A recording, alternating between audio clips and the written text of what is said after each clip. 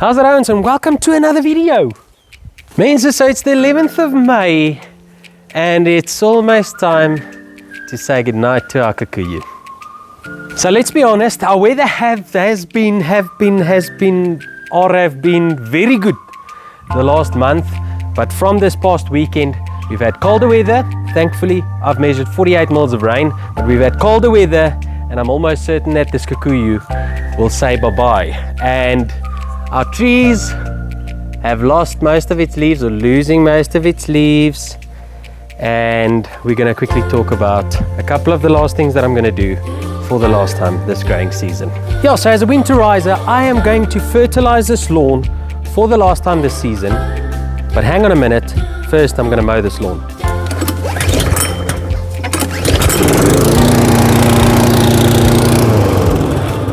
Yeah guys, so I've set my mower quite tall here, and I'm not intending to take too much grass off, to be honest with you. We'll see how much we take off afterwards.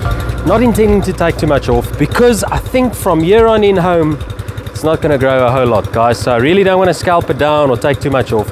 Really want to leave it to protect the crown and the roots through the winter.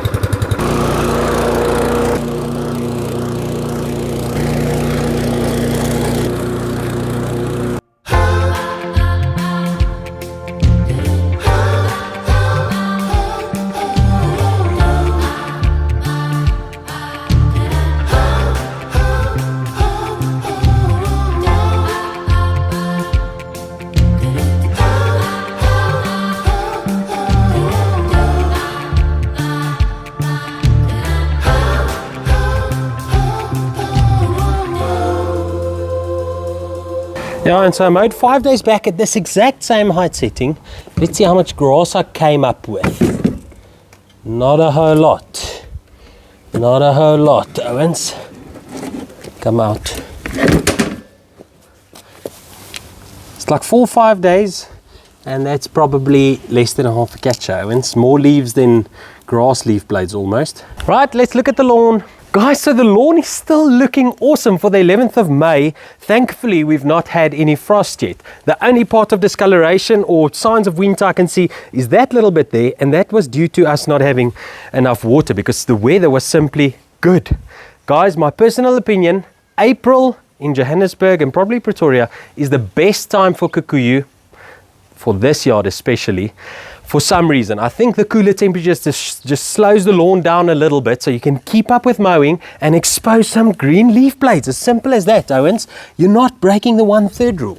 And it is looking awesome, and it seems to be that way every year until May, until you really get that first very cold patch of weather. So the only part of discoloration is this little bit here, and I think that was due to not enough water. Luckily we've had some rain now, so hopefully it'll tick along and stay this way for another week or 4.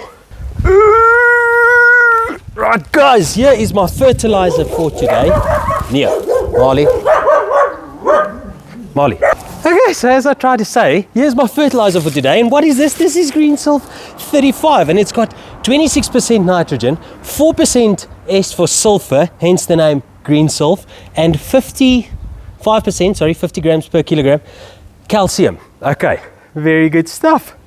Right guys, so you might be asking, what is a winterizer fertilizer? So I've made a video about this in the past, but what it comes down to, the theory behind this is some university in the States, I can't remember what, I've read it about 3 years back, posted this article on winterizer fertilizer. So the theory behind the thing is to put down some fertilizer, which is fairly rich in nitrogen, just the moment before your lawn goes dormant. So you want to catch it where the leaf is already not really growing, but the plant is still a little bit active and able to take up the nutrients. So that could be a little bit tricky, but what it then does is it takes up the nutrients, the nitrogen, into the plant and stores it within the plant through the dormant period of the year.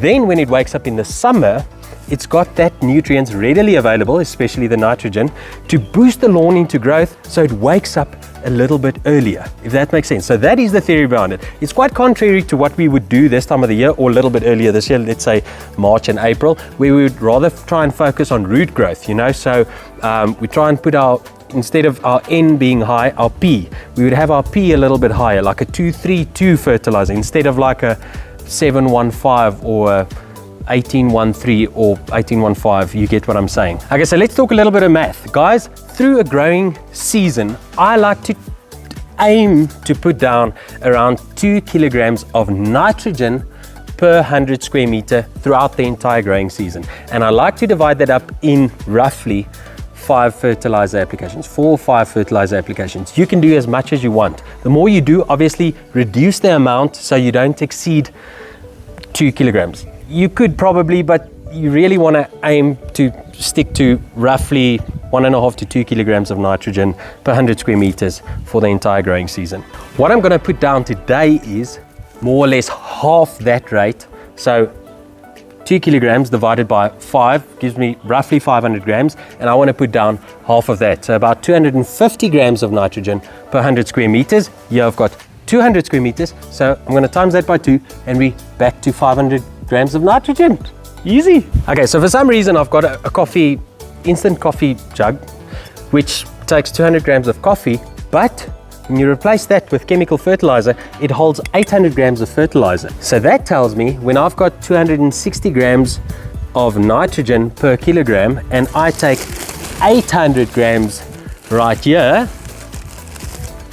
then I'm left with about 200 to 220 grams, I can't do the math that fast, of nitrogen. I'm going to need about 2 of these, 2 and a bit. So guys, this is not a very big fertilizer spreader, and as you can see, it's not a lot of fertilizer. So normally when I do a full rate, it would be double this amount. I would look to put down 4 or 5 scoops of that fertilizer. So the tricky areas there where you guys are sitting, I normally try and attack them with my hand, because if you kind of walk there with a spreader, it kind of hoist the fertilizer all over the paving and in areas where I don't want it. Ooh, and there we go.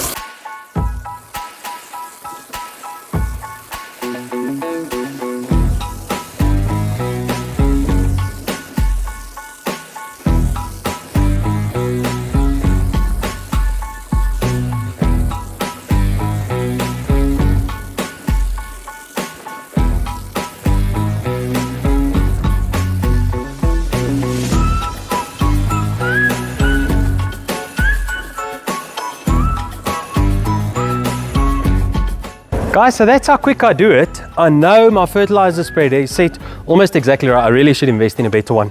This one, the hopper kind of gets stuck open, so once I go, I need to go. And I know that 4 passes would cover almost this entire area. Now, I just need to water it in immediately. Right, so I'm sensing a little bit of an issue here. So my irrigation is not up and running yet. And the sprinkler I wanted to use, my dog got hold of. Oh, guts.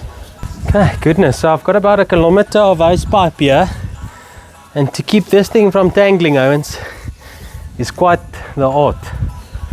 It's quite the art.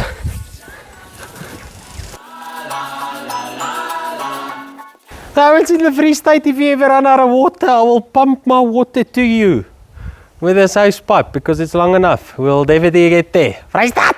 Okay, now I must just get a fitting on this end of this monstrosity of a hose pipe, and it's quite thick as well, say. And then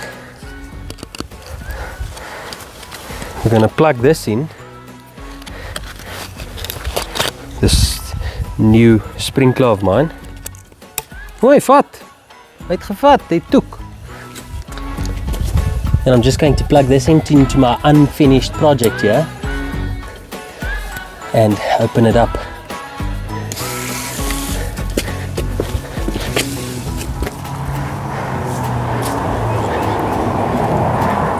Okay guys, so this new pump of mine has got plenty pressure. Honestly, even with this Gardena fitting, with it leaking about 40 liters per minute there at the base, you can probably cover around 50 square zones. So I'll only have to move this about 4 times, and it putting out so much water, I'll only have to have it on for about 30-40 minutes with this one sprinkler, I'm guessing.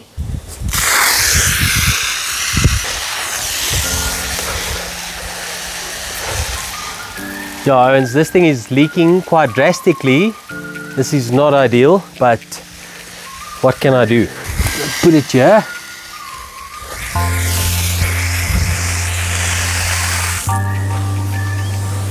Yeah, Owens, so I'm going to irrigate this properly now. So hopefully that made sense. If you've got any questions on winterizing fertilizers, gooi them in the comment section below. Thank you so much for watching. Or any other questions, gooi them in the comment section below.